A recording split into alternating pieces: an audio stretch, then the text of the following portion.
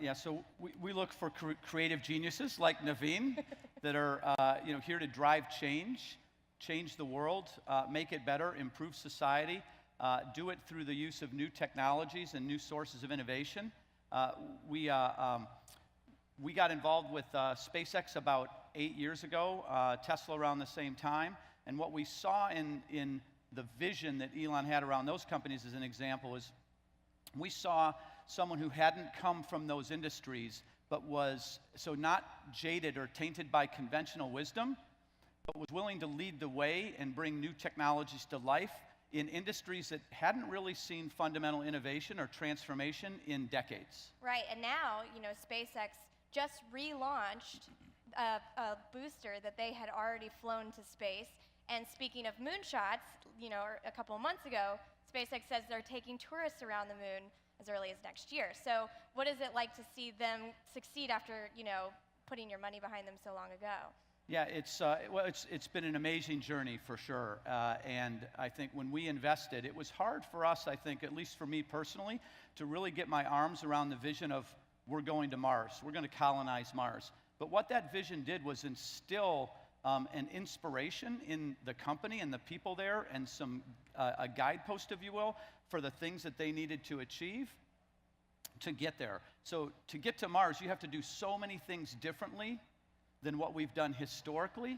That's really a part of the inspiration and the innovation that they brought to the table. They were going to apply new technologies that industry hadn't seen brought together, really no real change in 40 or 50 years, and do that with the mission of we're gonna colonize Mars, we're gonna take people to Mars. But what they had to do to get there was to totally transform this industry in a way that allowed them to not only take technology forward, but to build a business that is at scale and profitable and took market share in a way that allows them to become now a true leader in that market. Well, if I may say so, I love Elon and I love Jeff. Both are our neighbors at Cape Canaveral, so we are in good neighborhood there. But truth be told, they're all underachievers and unambitious people, and let me tell you why. They're all stuck in the low Earth orbit so far, and we are going to the moon this year. The only company in the universe that has a permission to leave Earth orbit and land on the moon. So when we talk about underachievers, that's where we put Elon and Jeff and Richard, right? So, but someday when they can land on the moon, they can come talk to me about it.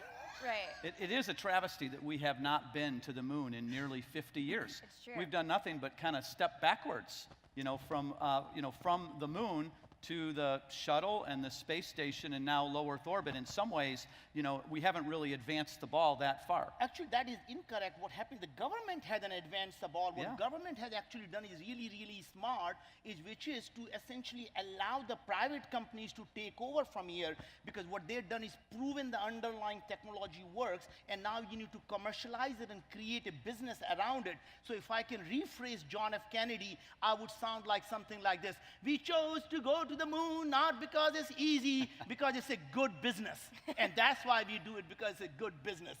And Naveen, what you were talking about earlier is last year, Moon Express got the first regulatory approval from the government to go to the moon. And like you were saying, no private company has done this before. And a big kind of catalyst for you guys is this competition, the Google Lunar X Prize competition, which basically just laid out, go to the moon, do it however you want, and then when you get there, we'll give you $20 million. So talk a little bit about that model and how that's a good way of inspiring companies to do big things. So I'm on the board of X Prize Foundation, and really the idea is to use the incentive prizes to crowdsource the innovation. That means, can you have a goal post just so high where the entrepreneurs around the world will go out and solve your problem? And here's what we found, as Steve pointed out, Randy pointed out that there is rarely, most of the times, the winner of these competition rarely comes from the industry. Because if you are sitting in the audience and you're trying to start a company, and you say, well, I don't know much about it. That is the biggest strength you have, is you know nothing about it. If you are an expert in the field, you can only incrementally improve it. But if you want to disrupt something, you have to fundamentally challenge the foundation of everything that people have taken for granted. So if you know nothing about it, that is the skill skill you have, and never ever underestimate it.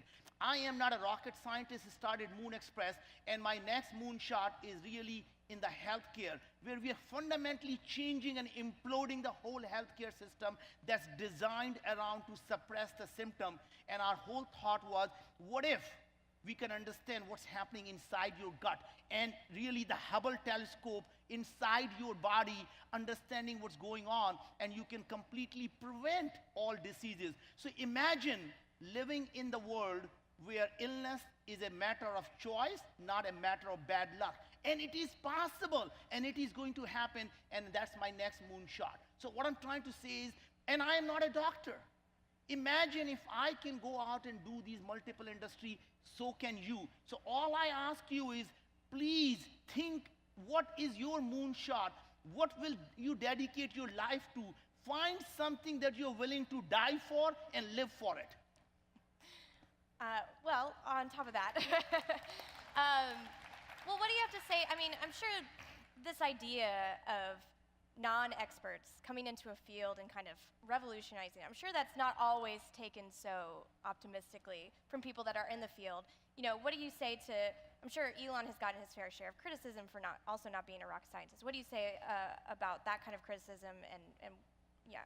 Yeah, I think Naveen makes a great point, is we tend to see entrepreneurs are often young and energized, and they see something that's just not right in the world to them. Something that's wrong that they believe they can fix because they're bringing new creative ideas, call them the creative spirits, to these industries that may not have seen change in quite a while. And so I think the creativity, the audacious goals, something that seems impossible to make it possible, to bring new life to tired or lethargic markets or industries, and then, of course, to bring technology and innovation to bear to help facilitate that change. And so I think the entrepreneurs themselves, they tend to be folks that, as I mentioned, are not coupled to or jaded by conventional wisdom. They ignore the status quo. They believe anything is possible, and they are terrific leaders. So it's not enough to be visionary. You also need to be a leader. You need to have charisma to get other folks to follow you, believe in that vision, and march to battle with you. Right. And you were talking about making these nation states irrelevant, right?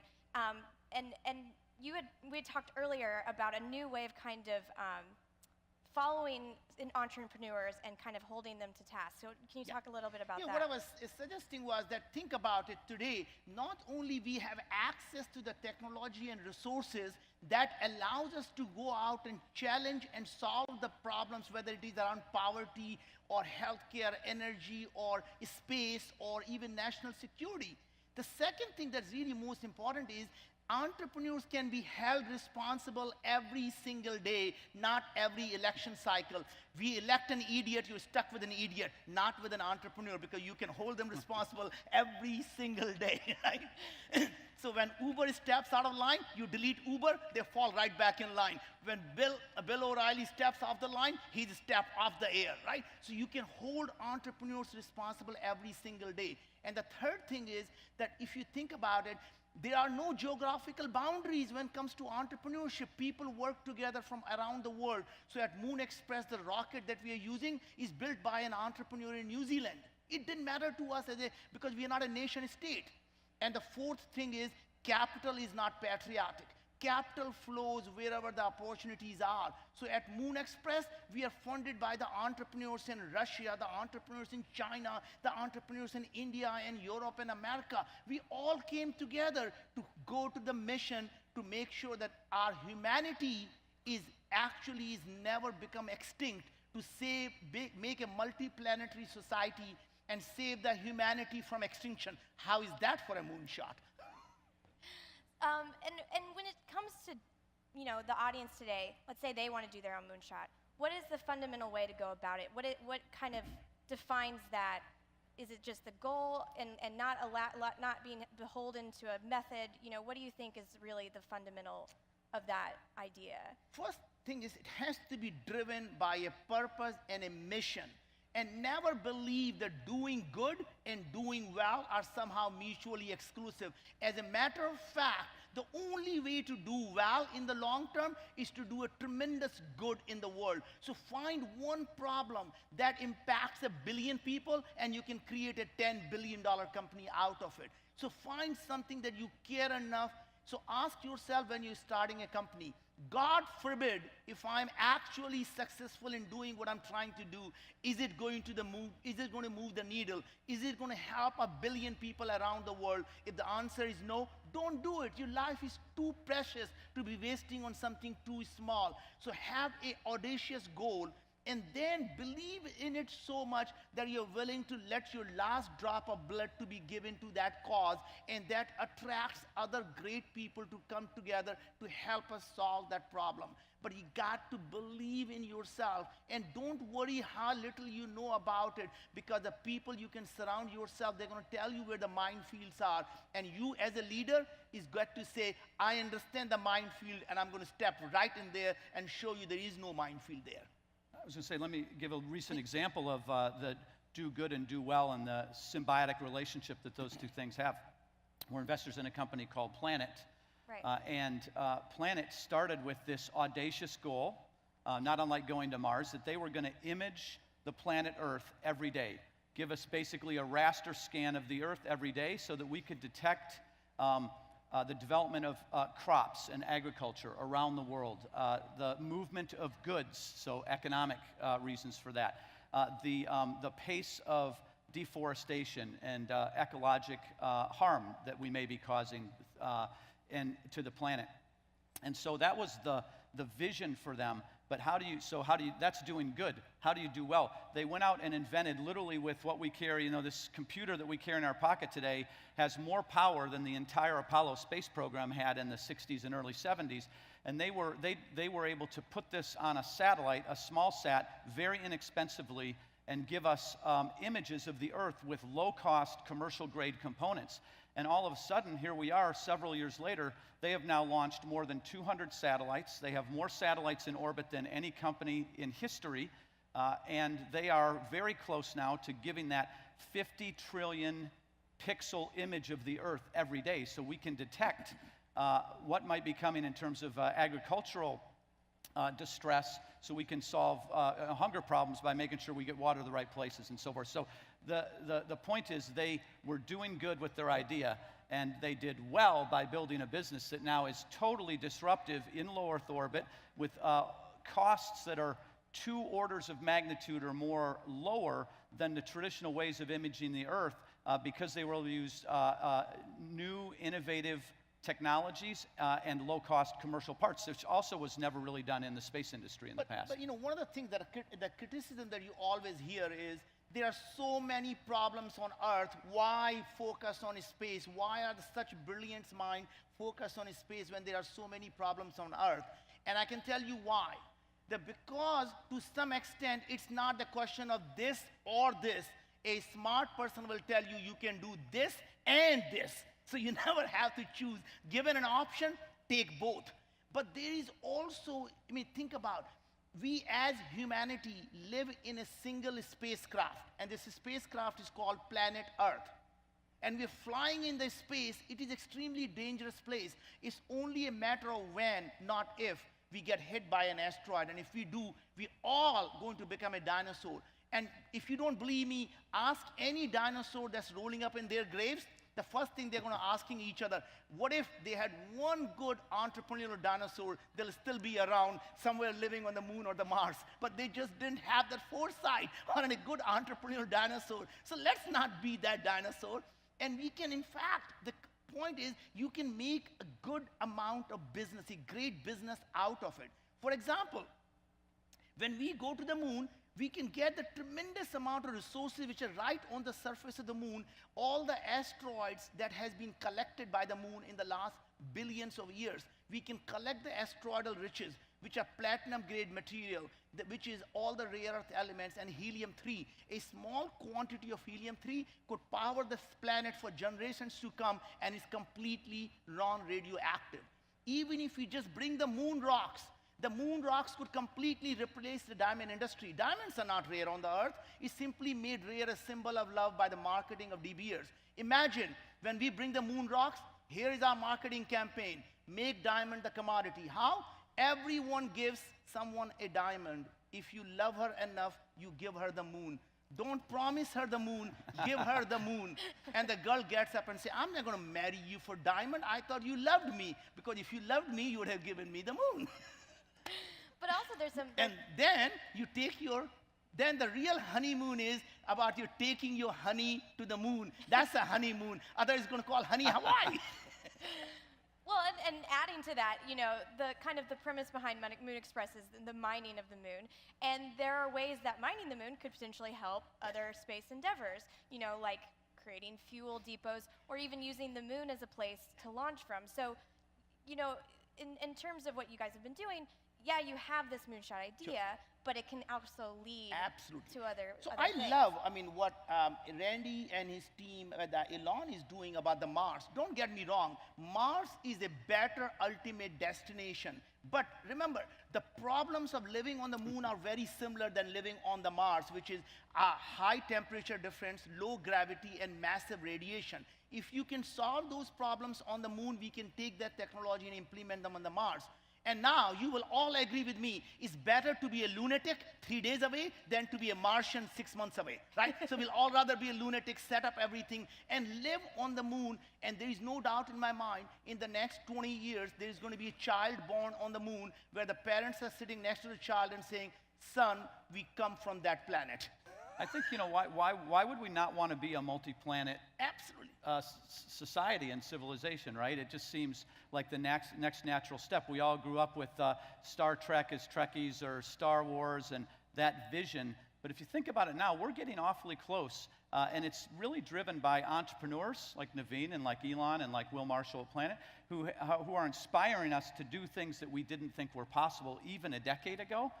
And by doing that, we now give ourselves, I think about it as a safety valve. So if we get things really wrong on this planet and space doesn't help us survive as a society here, it gives us a safety valve for somewhere to go when we need the next place to inhabit and colonize. But also, I mean, ironically, Elon's moonshot is a Mars shot. But in his pursuit of Mars, there have been all of these other technologies that have been created, or he's done new innovations. And those can be applied to other areas. So what are some of the other areas that Elon is kind of inadvertently disrupting by going to Mars, you know? I mean, that's a good question. There's a lot of innovation that's happened even at the company. I don't really want to speak for Elon in that sense and what's coming in the future, but I would say that if you look at what they've accomplished in just the last decade, the things that they've done have really transformed the existing markets that are in today and are really making possible the future as we know it. I won't take it as a SpaceX, but if you look at what Tesla and what Solar City have done also, they are really enabling us to very quickly have a more sustainable environment and economy here, but they're doing it by doing what you have to do, actually, in a commercial business. You have to give consumers what they want. And consumers, what we found out early on, at least in these markets, consumers don't buy sustainability just to do it. They don't pay more for it. They don't go green just to go green because they're going to feel better about the environment. You have to give them high performance and high reliability and low cost so that they don't come out of pocket for anything more, and then they want to feel good about it if they can adopt these new technologies. So you really have to innovate and come down these cost curves, give people new and better technologies, but not expect them to pay more, because that model doesn't really work. Other thing I was going to tell you, Loren, was that if you think about the beauty of being on the moon has plenty of water, especially on the South Pole. When we crashed, so you know what does America does best? Bomb. And so we bombed the moon a couple of years ago, and on the South Pole, and we actually crashed a couple of satellites when they ran out of their life, and we saw the plumes of water come out of the moon. When you have water, amazing things happen. The ingredients of water are hydrogen and oxygen. That's the rocket fuel and the fuel for humanity. So imagine if we can now have the fuel depot on the moon orbit, so you don't have to carry all the fuel from Earth. 93% of the weight of the rocket is just the fuel to leave the Earth gravity. So imagine if we had reusable rocket, and we had just enough fuel to get to the next fuel depot, and we can reduce the cost of doing so to go into the space someday. As Elon says, it could be $100,000 to go to the Mars, and I believe it'll be a $10,000 or less to go to the moon. And imagine in 10 years, $10,000 to go to the moon, and it becomes actually sometimes easier to go to the moon and then to go to, say, from here to Sydney, right? And I believe that technologies are coming along, whether it's an M drive that can take you to the moon in 4 hours, or something like ion propulsion that can take you to the moon in 30 minutes. So it'll be faster to get from Earth to the moon someday than to go from Earth to New York. Well, one of the technologies that you were asking about, what's already been proven is reusability. Yeah. Right. You know, so SpaceX just proved reusability. It's kind of amazing with all of the rockets that have been launched around the world into space over the last 50 years. We call them expendable launch vehicles, ELVs.